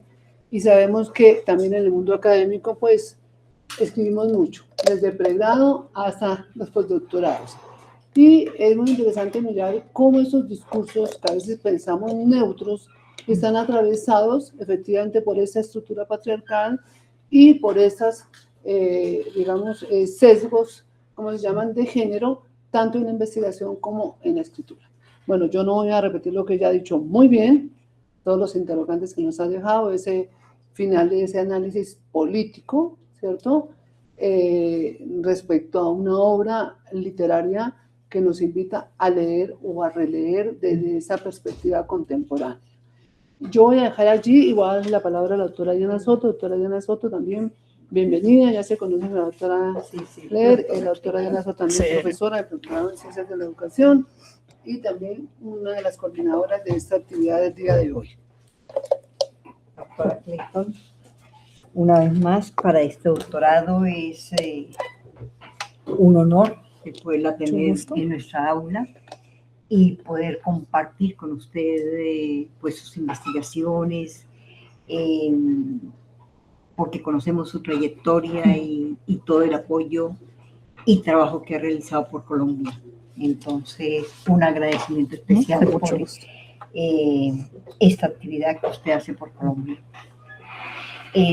Aquí tenemos dos grupos, en el cual está el de la doctora Celina, que corresponde al tema del feminismo, y le comentaba a la doctora Celina cuando se organizó la charla, que organizamos la charla por parte suya, que nosotros estamos aquí con el otro grupo de educadores latinoamericanos. Entonces nos interesaba mucho ese estudio que usted realizó en su tesis doctoral sobre esas tres grandes pensadoras, decimos, la colombiana, la mexicana, Laura, y la argentina, porque la vemos desde un punto de vista de estudios prosopográficos de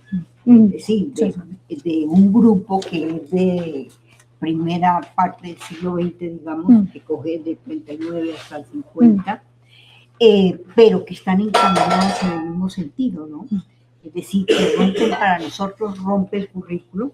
En el campo de la educación nos da todos unos elementos para romper ese currículo.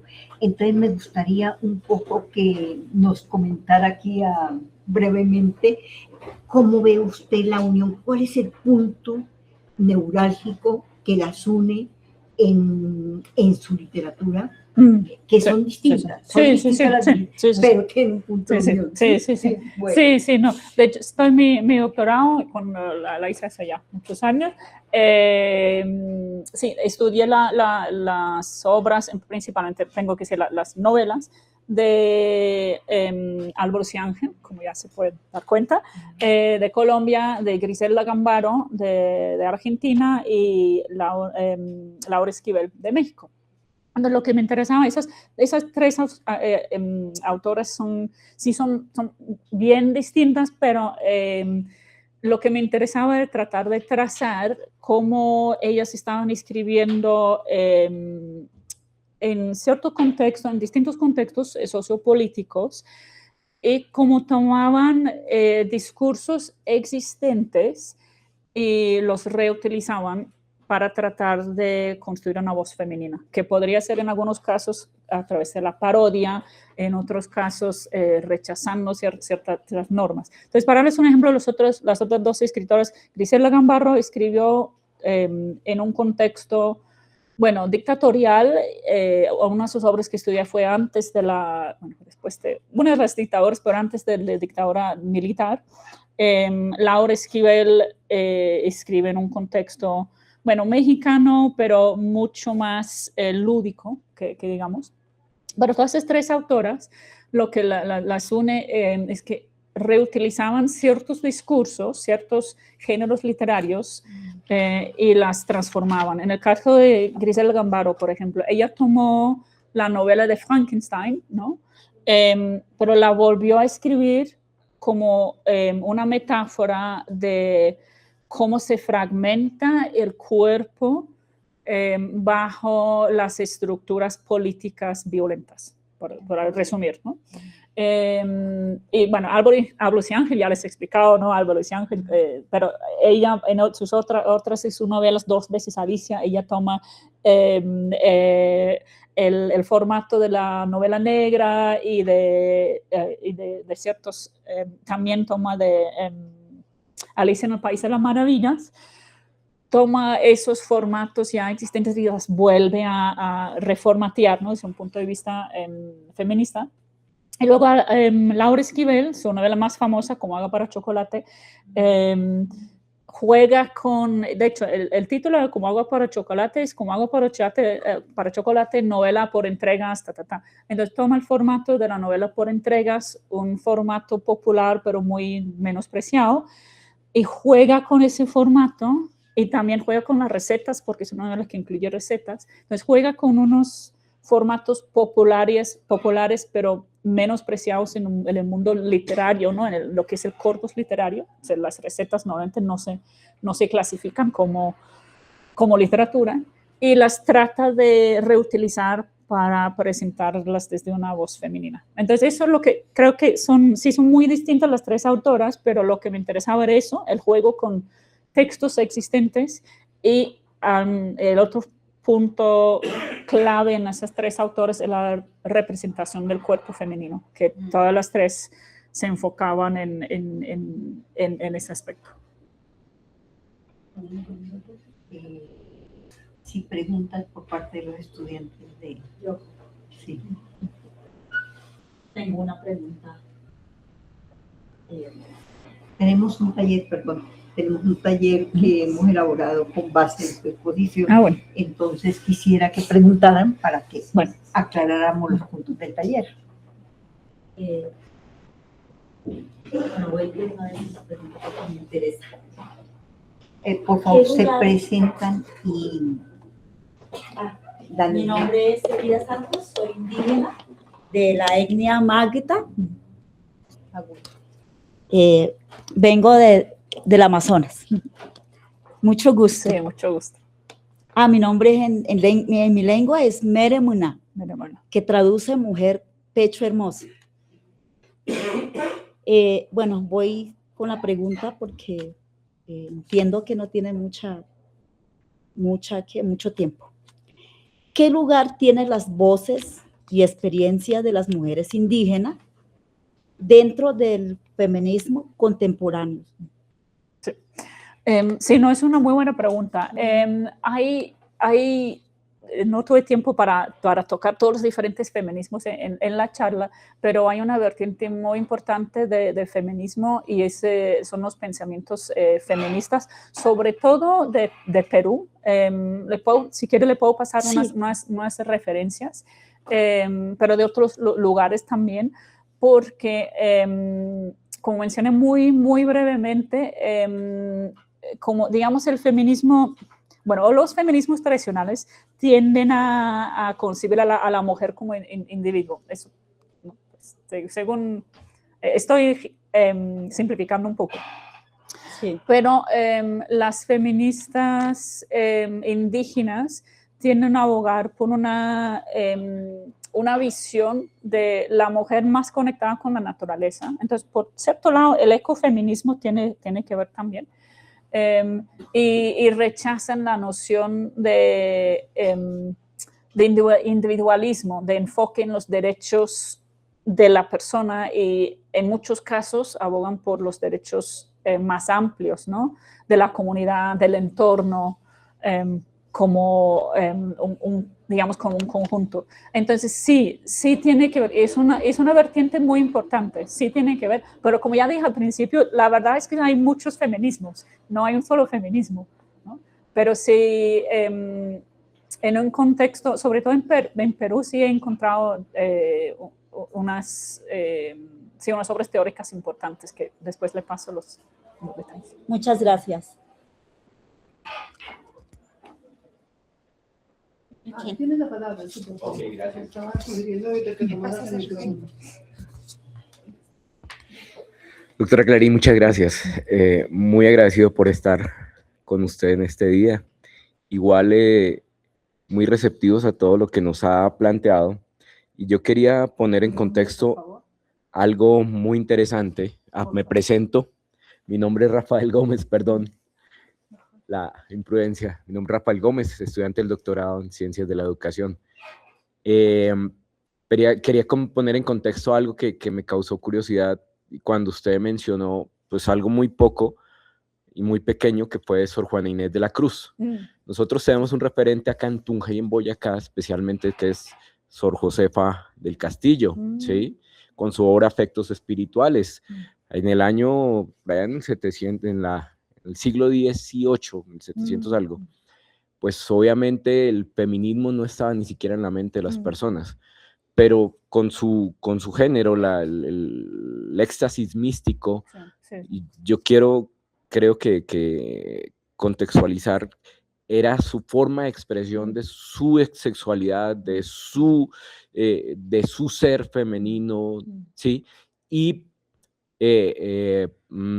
camuflarlo, digámoslo, con la praxis de la religión, ¿cierto? Entonces era una forma de manifestación, una forma de expresión también rebelde de su sexualidad, de su sentir, de su expresión femenina, su expresión mujer, y tenía que plasmarlo a través de esas letras místicas relacionadas con la religión. Sus referentes eran mujeres, ¿sí? Que ella cogió inclusive textos de Sor Juana Inés de la Cruz y los trabajaba y los planteaba en sus obras literarias, ¿sí? ¿Por qué no se le ha dado trascendencia también a esa obra dentro del debate femenino? No, de hecho no conocía esa obra, me parece muy interesante, sí. Y sí, me parece que ahí hay muchas cosas, que lo mismo que le tocaba, ¿no? Le tocó a Sor Juana Inés de la Cruz, que era el convento del matrimonio, ¿no? O sea, que eran las dos opciones y el convento lo que le dio el acceso al conocimiento, al acceso, ¿no? A todos los instrumentos para poder escribir. Y no sé si usted ha visto la película maravillosa de María Luisa Bemberg, ¿no? Que Yo la peor de todas, que es una película, la biografía de Sor Juana Inés de la Cruz. Y una de las escenas más maravillosas de esa película es cuando Sor Juana dice, pues como no me pude vestir de hombre, me vestí de monja.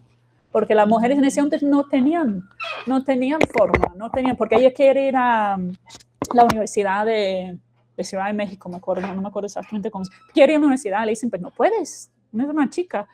Entonces era la opción como camuflar, como se dice, ¿no? Pues y para tener acceso al conocimiento científico, religioso, y además cuando ella escribió muchísimo, como sabemos, Sor Juana Inés de la Cruz, muchas obras religiosas, pero también mucha poesía amorosa, ¿no? Que escribió para la corte, y ahí sí está tomando como el poeta generalmente era un hombre, ella toma el papel del hombre y expresa un amor hacia mujeres. Entonces, muy interesante que haya un caso acá en Tunja y no sabía. Entonces, bueno. Es una forma muy explícita y es una de las obras literarias clásicas en Colombia. Sor Josefa expresa esa relación de amante, Cristo, amante, del Señor. Entonces, yo creo que superficialmente está mandando un mensaje también de liberación, un mensaje de expresión que no podía hacerlo en la época. Y eso a través de su obra es interesante. Eso es interesante, sí. Y también he visto, no en ese contexto, pero otros estudios que dicen que cuando las mujeres tienden hacia el misticismo, también es una forma de ir más allá de las palabras, del sentido así estricto de las palabras, que también tiene eso en juego, ¿no? Entonces, lo que por eso, del éxtasis de misticismo. Sí. Interesante. Gracias. Le vamos a dar entonces la palabra a otras personas que quieran del doctorado, de pregrado, nuestras profesoras, profesores invitados, las personas que están en línea también pueden preguntar, intervenir, por favor, tienen la palabra. Vale. ¿Necesita el micrófono? El micrófono está allá atrás. Rafael. No, ya tiene. Gracias, Rafael, un poquito descargando. Buenos días, doctora Taylor, muy amable por la exposición. Soy Oscar Vargas, también soy estudiante del doctorado en Ciencias de la Educación. Pues, en un principio, pues yo soy la maestría acá, y lógico, cuando uno llega acá y empieza a escuchar la parte feminista, pues llama demasiado la atención. Hoy día, pues, he aterrizado más, y cuando hice el pregrado también me di cuenta que, como nos decían, la Biblia es demasiado machista, la religión es machista. En la Biblia misma dice que la mujer no existe como tal, o sea, en el Génesis dice que Dios creó fue al hombre, creó a Adán, y de la costilla ya sacaron a la mujer, o sea, Jacques Lacan también es otro autor en psicología que lo utilizamos, y dice que la mujer pues administra es como la norma. Lógico, son espacios que la mujer ha ganado, que la mujer mismo se debe a liberarse, y no es igualarse al hombre, sino es un espacio para ella misma, como ser humano, que es admirable también. Y pues otro autor una literatura que también leí un tiempo, que era La mujer que se estrellaba contra las puertas, que es como la mujer aceptaba la violencia de un hombre alcohólico, de un hombre machista que la golpeaba, y que ella misma decía, bueno, yo me porté mal, yo merezco que me castigue, este dedo quiero que me parta el día de hoy, o quiero que me pegue, quiero que me maltrate, aceptar el castigo. Y lógico, viene como de la misma religión inducida, que la mujer debía ser subordinada, ¿no?, a una autoridad, y que la autoridad era legal y legítima del hombre, mas la mujer no tiene la función de autoridad. Entonces, pues, escuchando esta ponencia, pues lógico, pues cada día pues reafirmo más lo que se debe hablar de la mujer y de esa importancia a la mujer como tal, como ser humano también en nuestra sociedad. Muchas gracias.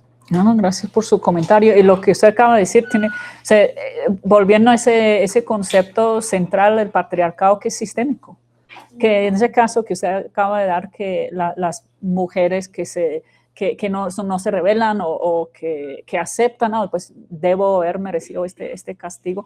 Eso es el patriarcado, o sea, está aquí, no está simplemente en ciertas personas, son las normas, ¿no?, que sin darnos cuenta nos internalizamos, ¿no?, esas normas. Entonces, ¿no? Bueno, ¿alguien más quiere intervenir en la sala? Preguntamos si alguien quiere intervenir de las personas que están conectadas por el canal del doctorado de la UPTC.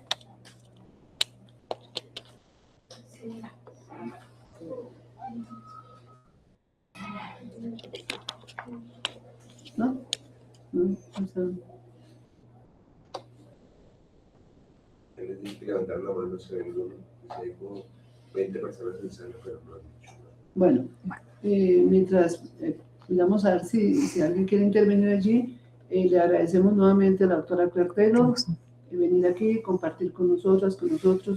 Ya como lo decía la doctora Diana Soto, tenemos una larga trayectoria de trabajo junto con la doctora Claire en proyectos de investigación, en publicación de libros. Precisamente hoy les comentamos, va a ser una sesión, era para ayer y nos tocó hacerla hoy, una sesión más cerrada a las 6 de la tarde, que nos vamos a reunir en la Casa de la UPTC, en la unidad de emprendimiento de la UPTC, junto con la Casa de la Mujer, que coordina la profesora Vilma Blanco.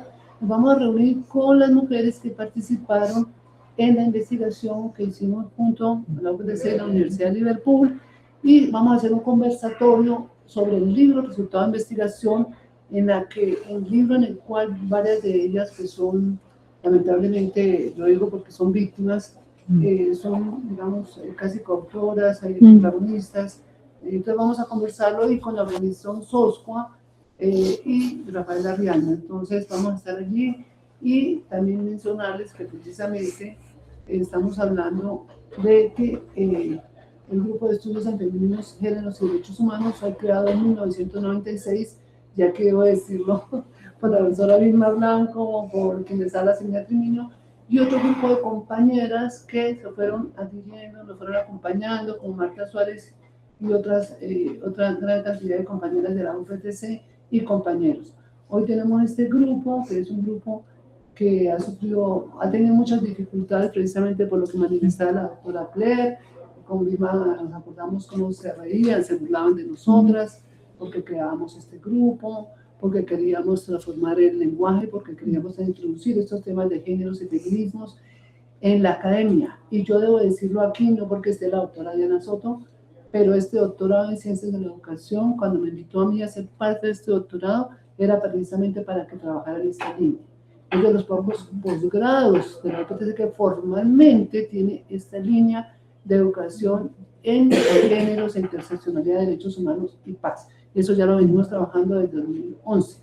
Y también hemos logrado en algunos pregrados y también en la maestría, poco a poco ir introduciendo esos temas porque nos parecen muy importantes, también no solamente en la formación, sino en la investigación también, y en lo que menciona la doctora Claire Taylor, en todas también las formas de investigar y de escribir y de hablar.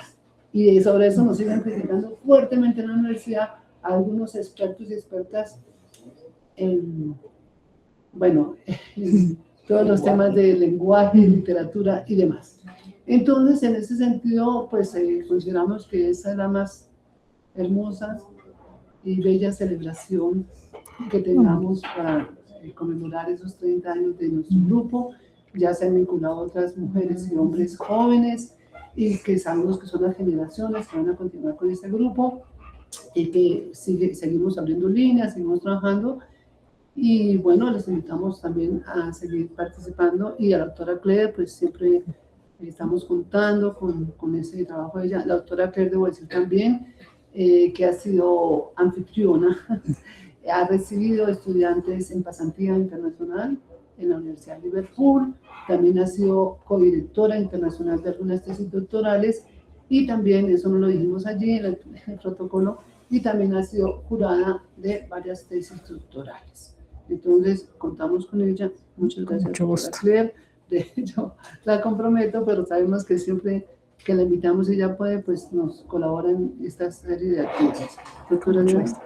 No, nuevamente dar un agradecimiento fraterno por ese espíritu generoso que usted ha demostrado con la UPTC y con nuestro departamento de Boyacá y con Colombia. Con mucho Muchas gusto. gracias. Es un placer. Bueno.